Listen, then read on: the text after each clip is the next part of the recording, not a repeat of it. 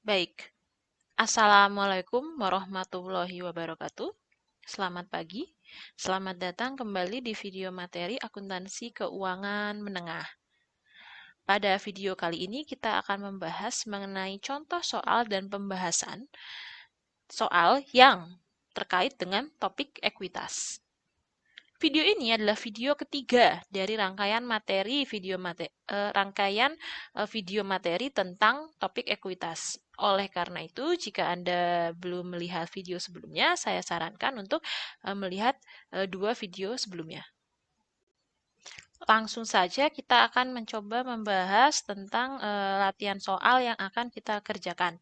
Ada dua latihan soal yang akan kita kerjakan. Kita mulai dari yang sederhana sampai dengan yang lebih kompleks. Baik, untuk perhatikan latihan soal nomor 1 yang ada di sini. Kita buatlah jurnal untuk transaksi PT Merdeka berikut. Dua soal ini saling berkelanjutan. Baik, jadi kita lihat yang pertama PT Merdeka memiliki 500.000 lembar saham yang diterbitkan dan beredar dengan nilai par 100. Pada tanggal 1 Februari 2017, PT Merdeka memutuskan untuk membeli kembali 50.000 lembar saham yang akan digunakan untuk benefit karyawan. Harga pasar saham PT Merdeka pada tanggal 1 Februari yaitu tanggal pembelian kembali saham tersebut adalah Rp700 per lembar. Nah, ini transaksi apa ya? Ada yang masih mengingat ya dari video materi kedua? Materi kedua terkait topik ekuitas ini adalah transaksi saham treasury. Langsung kita buat saja jurnal ya. Jadi, jurnal dibuat pada 1 Februari 2017.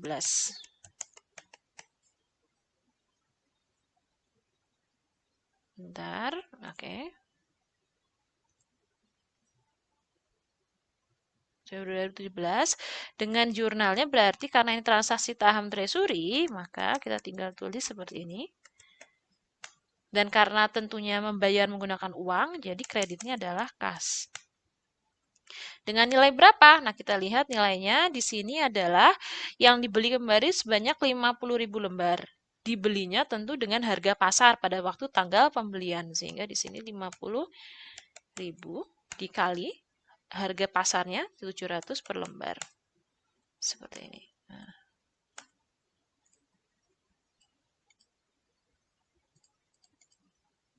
Oke. Ini untuk 1 Februari 2017. Baik, kita lihat yang selanjutnya, yang poin selanjutnya. Pada 1 Juli 2017, RUPS PT Merdeka memutuskan dan mengumumkan pembagian dividen kas sebesar 150 per lembar saham untuk pemegang saham per 30 Juli 2017. Tidak ada transaksi yang mengubah jumlah saham beredar dari tanggal 1 Februari ini. Perusahaan membayar dividen kas ini pada 1 September 2017. Nah, kita analisis dulu tanggalnya ya. Kita lihat dulu yang 1 Juli ini. 1 Juli 2017 ini adalah tanggal pengumuman ya. Pengumuman. Sementara yang 30 Juli 2017 ini tanggal pencatatan. Sementara 1 September 2017 ini adalah tanggal pembayaran. Nah, sekarang dampaknya apa? Kita pada tanggal 1 Juli ini dampaknya yang ini kita akan membuat jurnal. Jurnal utang dividen ya di sini. Yang ini tidak ada jurnalnya. Yang 1 September pada tanggal pembayaran adalah jurnal pembayaran dividen. Nah, begini ya. Nah, kita mulai dulu dari yang 1 Juli 2017. Di sini dividen kasnya adalah 150 per lembar saham. Nah, pertanyaannya sekarang lembar sahamnya itu berapa? Nah, perhatikan ya lembar sahamnya, jumlah lembar saham beredar awal itu kan ada 500.000 lembar. Nah, 500.000 lembar. 500.000 lembar dari yang di sini ya, 500 lembar saham. Lalu ada saham treasury yang mengurangi jumlah lembar saham beredar. Nah, saham treasury sebanyak 50.000 lembar. Sehingga lembar saham beredar yang akhir adalah 500.000 ini karena ini ya dikurangi 50 sehingga ada 450.000. Nah, inilah yang dibagikan dividen kasnya. Sehingga jurnal pada 1 Juli 2017 adalah dividen atau laba ditahan, boleh dua-dua salah satunya, dividen atau laba ditahan. Kreditnya adalah utang dividen. Saya beginikan saja. Nah.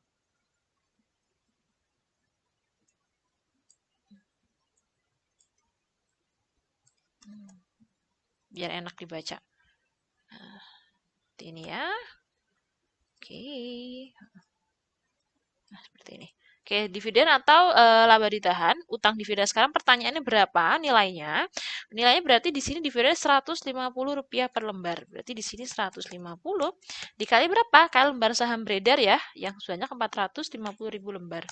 Seperti ini. Sehingga jumlah lembar dividen yang dibayarkan adalah sebesar seperti bagi berikut pada 1 Juli 2017. 30 Juli tidak ada ya, tidak ada jurnal, langsung ke 1 September 2017. Di sini berarti 1 September 2017. Pembayaran ya, pembayaran dividen berarti di sini utang dividennya hilang. Kreditnya adalah kas. Sebesar utangnya berapa? Nah, ini terkait dengan soal latihan nomor 1 ya. Jadi poin yang harus diperhatikan adalah di sini ya, jumlah lembar saham beredarnya bergeser ya, tadinya 500.000 sehingga menjadi 450.000. Karena dividen tidak dibayarkan untuk saham yang dipegang oleh perusahaan atau saham treasury. Baik, kita lanjutkan ke soal yang kedua. Oke, soal yang kedua ini sedikit lebih kompleks ya. Kita akan coba membahas bersama-sama. Saya besarkan dulu untuk dibahas, saya kecilkan. Baik, yang pertama kita diminta untuk membuat jurnal untuk setiap transaksi ini ya. Kita mulai dari transaksi yang pertama. Transaksi pertama, PT Bahari memiliki 100.000 memiliki 100.000 lembar saham terbitkan dan beredar nilai par 200 dan agio saham yang telah dicatat sebesar 35 juta.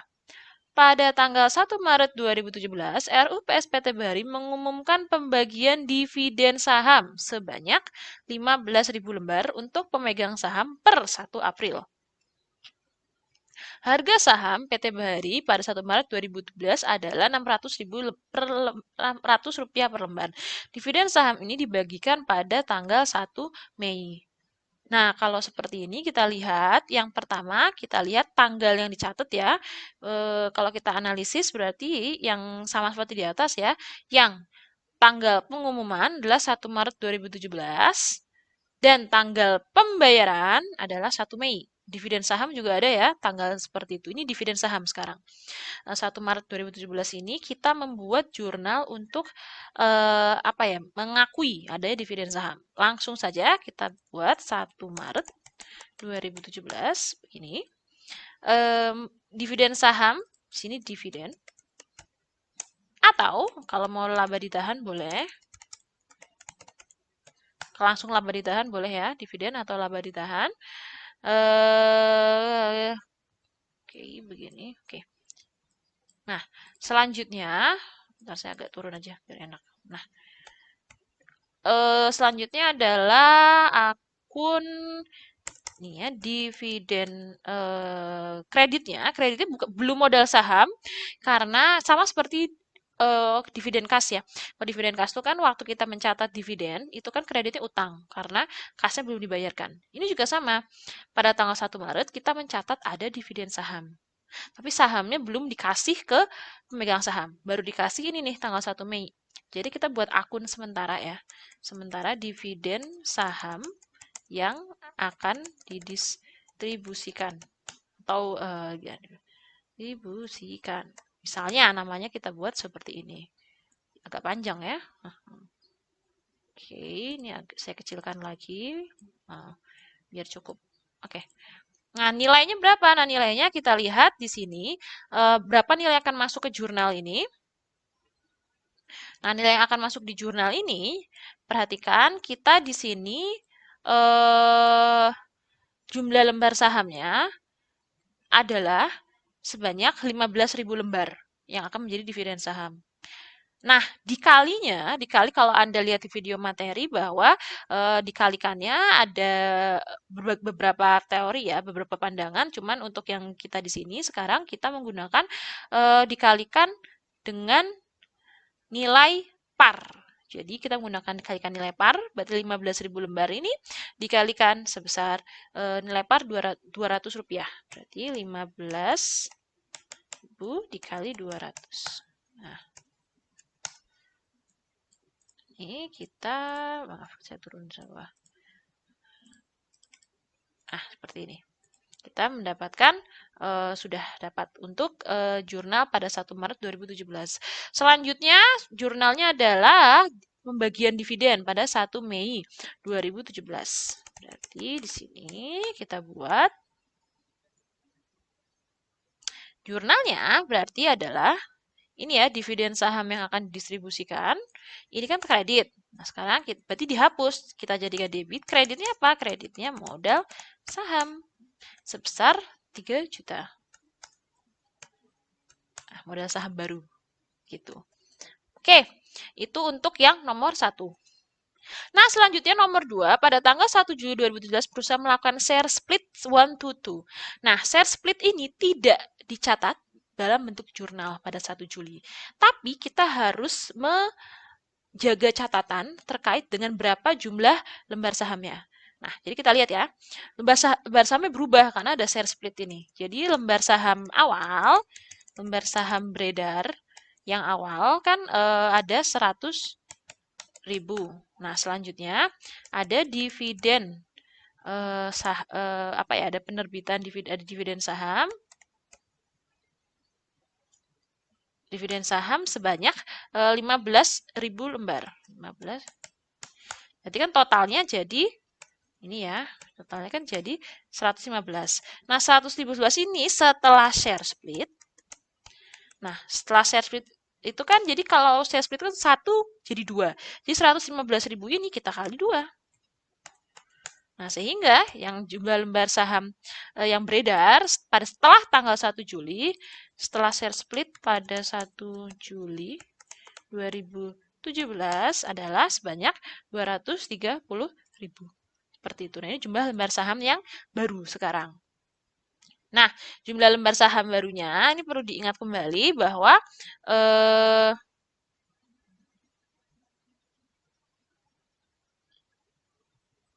nominalnya berkurang ya. Jadi kalau teman-teman perhatikan nilai nominalnya berkurang. Nominalnya berarti SASPSP ini nilai nominal atau maaf nilai par menjadi separuhnya yang tadi di sini kan 200 jadi menjadi 100 per lembar. Begitu. Oke, selanjutnya kita lihat di nomor 3, yang nomor 3 yang ada di sini. Pada tanggal 1 Februari 2018, sudah ganti tahun ya, 2017-2018, perusahaan mengumumkan dividen kas sebesar Rp25 per lembar saham bagi pemilik saham per 10 Februari 2018. Dividen kas ini dibagikan pada 1 April 2018. Jadi, kita seperti yang tadi ya, tanggal pengumumannya yang ini 1 Februari 2018, lalu ini adalah tanggal pembayaran 1 April. Jadi di sini 1 Februari 2018, saya turun dikit, oke. 18 ada dividen ya, atau mau langsung laba ditahan boleh. Nah, laba, kreditnya adalah utang dividen.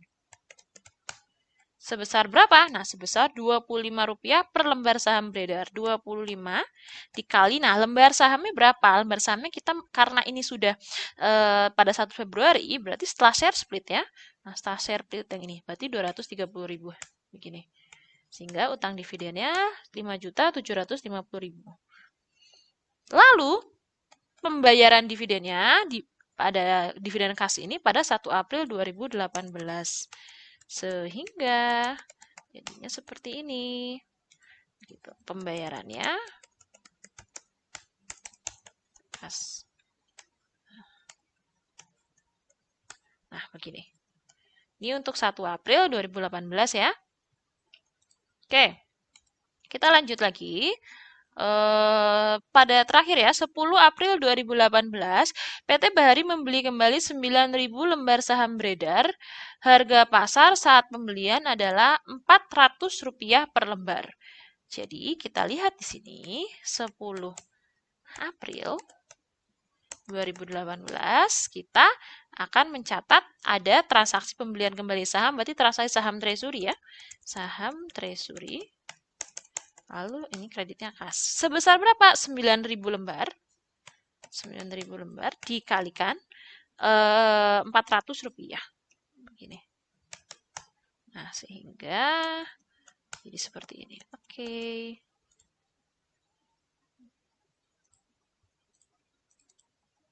Nah, begini.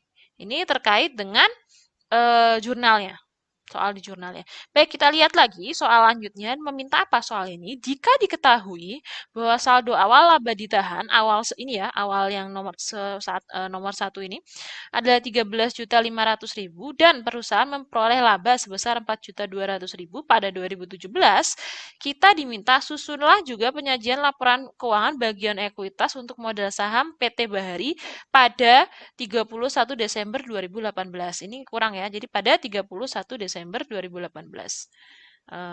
Berarti laporan, saya ingetin biar nggak lupa, per 31 Desember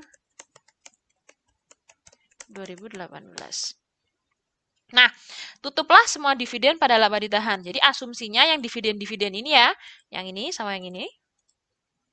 Asumsinya yang dividen ini langsung debit di laba ditahan, jadi langsung mengurangi laba ditahan. Harusnya kan pakai tahapan jurnal penutup, tapi untuk laporan yang kita buat ini asumsinya ini langsung mengurangi laba ditahan. Oke, jadi sekarang kita coba untuk membuat ininya ya, laporan ininya. Saya akan laporan keuangan ya, saya scroll lagi ke bawah. Nah, biar nggak lupa, soalnya saya paste di sini. Nah, biar nggak lupa soalnya. Oke. Nah, kita coba buat yang di sini saja, sebelah kiri. Jadi, kita pertama, kita ngitung dulu, sebentar. Pertama, saya mau ngajak teman kita kan berarti akunnya ada berapa akun ya. Kita tulis dulu akun transaksi siapa saja yang muncul ya di sini. Ada modal saham. Asumsi modal saham biasa ya. Ini asumsi modal saham biasa. Ada agio saham ya di sini nih. Ada agio nih, agio saham. Nah, agio saham biasa. Lalu ada laba ditahan, ya ada laba ditahan di sini. Nah, selanjutnya ada apa tadi saham? Apalagi yang kurang? Ada saham treasury. Nah, sementara seperti ini dulu. Oke, sekarang kita akan coba masukkan ya informasinya.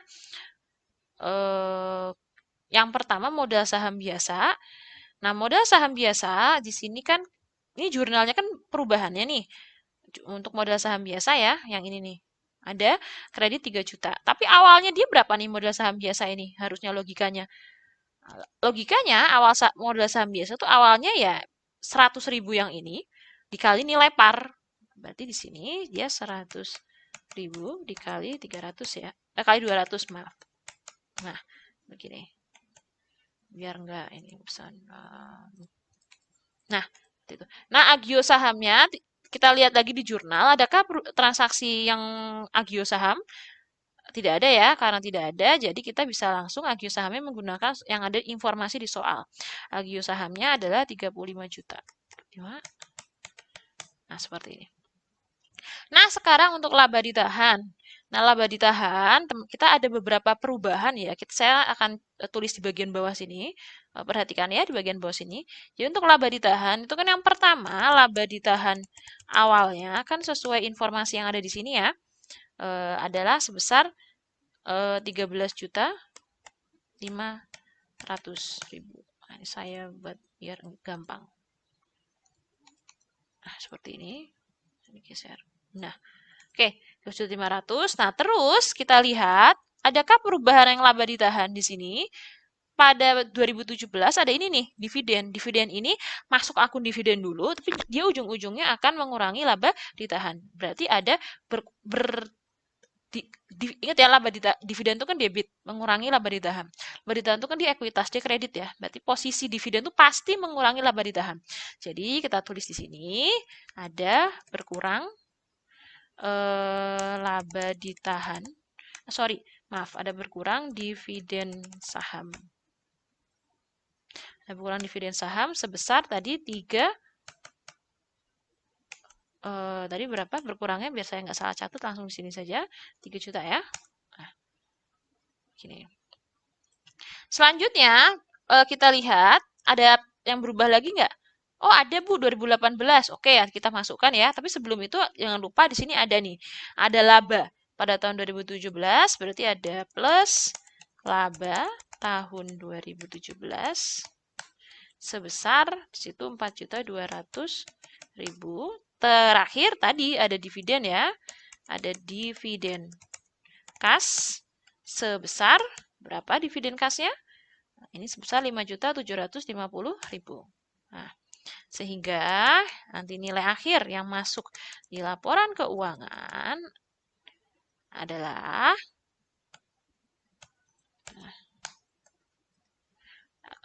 ini asumsikannya kita belum kita nggak lihat laba 2018 ya, jadi nggak ada laba 2018, jadi kita langsung masukin yang ini aja.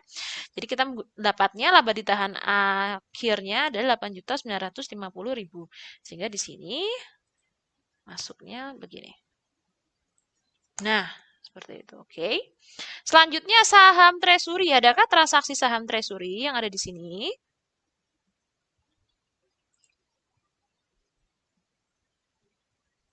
Ada transaksinya saham treasury? Ada ya, yang ini ya, 3.600.000 ini langsung saja. Tapi jangan lupa saham treasury itu kan nilai, maaf, saham treasury itu kan nilai negatif ya. Jadi di sini saham treasury-nya berarti di minus 3.600.000. Oke, salah. Oke, seperti ini. Ada yang masih kurang tepat nggak kira-kira? Kita perhatikan agio saham ya, sudah oke, laba ditahan sudah oke, saham treasury sudah oke, modal saham. Ada yang kurang nggak teman-teman? Lihat lagi di jurnal. Oh Bu, belum masukin yang ini. Iya, betul, kita belum masukin yang ini. Modal saham ada setelah penerbitan pertama yang 100.000 ini ada tambahan ini ya, 3.000 Rp3.000. Jadi di sini modal sahamnya harus bertambah dulu. Kita tambah berapa tadi di sini? 3 juta 3 juta, maaf, 3 juta rupiah. Jadi tambah 3 juta, 23 juta. Nah, seperti ini. Oke. Nah, seperti ini. Nah, apakah ini kita total ya? Sehingga kita dapat di sini total ekuitas adalah sebesar sekian. Nah, sekarang kita lihat sebentar. Nah, kalau kita mau pakai ini ya, apa ada yang kurang nggak informasi yang ada di sini? Untuk bagian ekuitas ini ya, bagian ekuitas misalnya saya buat seperti ini. Ada yang kurang nggak? Ada. Karena di sini kan ceritanya ini penyajian ya, penyajian di laporan keuangan. Seperti yang saya bilang, untuk penyajian laporan keuangan terkait dengan ekuitas, kalau di laporan keuangan untuk ekuitas ini harus ada informasi apa saja? Lembar saham. Oke. Lembar saham. Ini biar kelihatan, biar space-nya cukup, saya geser ya. Sebentar, geser ke sini. Nah, ini. Nah, lembar saham beredar nilai par. Jadi parnya dulu ditulis, jangan lupa. Parnya adalah 200. Lembar saham diterbitkan. Nah, lembar saham diterbitkannya berapa? Nah, ini saya kecilin aja biar nggak ini ya.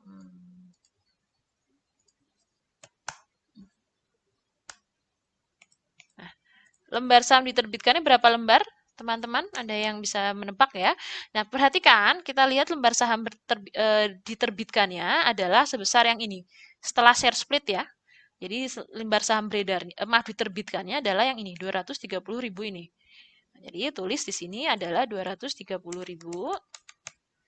Nah, tetapi masih kurang ini, saya kasih space lagi di sini.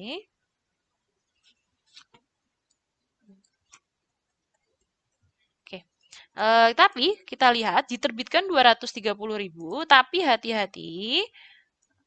Nah, di sini biar bisa. Di sini juga, sebentar saya mau oke. Nah, diterbitkannya 230.000, tapi beredarnya bukan 230.000. Kenapa? Karena teman-teman perhatikan, kan ada saham treasury di sini. Saham treasury di sini berapa lembar saham treasury-nya? 9.000. Sehingga diterbitkannya 230.000, tapi beredarnya lembar saham beredar adalah 221.000. Nah, jadi ini contoh situasi di mana lembar saham diterbitkan dan beredarnya beda ya. Begitu. Harus ditulis seperti ini. Nah, selanjutnya agio saham tidak masalah, bahasa di tangan tidak masalah. Saham treasury. Nah, saham treasury ini ditulis minimal ada 9, ditulis berapa lembarnya. Di sini kan tertulis adalah saham treasury 9.000 lembar, maka di sini berarti 9.000 lembar. Lebih lengkap lagi ditulis cost-nya berapa, harga belinya dulu saham treasury-nya adalah 400. Cost 400 per lembar. Seperti itu. Ini saya kecilin biar rapi. Nah, sehingga kita bisa lihat ya, jadi jika dimintanya informasi terkait dengan penyajian di laporan keuangan, maka Anda harus memberikan informasi yang lengkap, yang harus ada di laporan keuangan. Jadi posisi, ya, nilainya berapa ya, dan juga informasi-informasi yang mungkin harus ada di laporan keuangan. Baik, saya rasa cukup sekian untuk materi pembahasan soal ya, pembahasan soal komprehensif ini. Untuk latihan-latihan soal selanjutnya, silakan bisa dicoba untuk dikerjakan sesuai dengan instruksi yang ada di kelas online. Baik, saya rasa cukup sekian dari saya. Terima kasih banyak atas perhatiannya. Akhir kata, wassalamualaikum warahmatullahi wabarakatuh. Selamat pagi.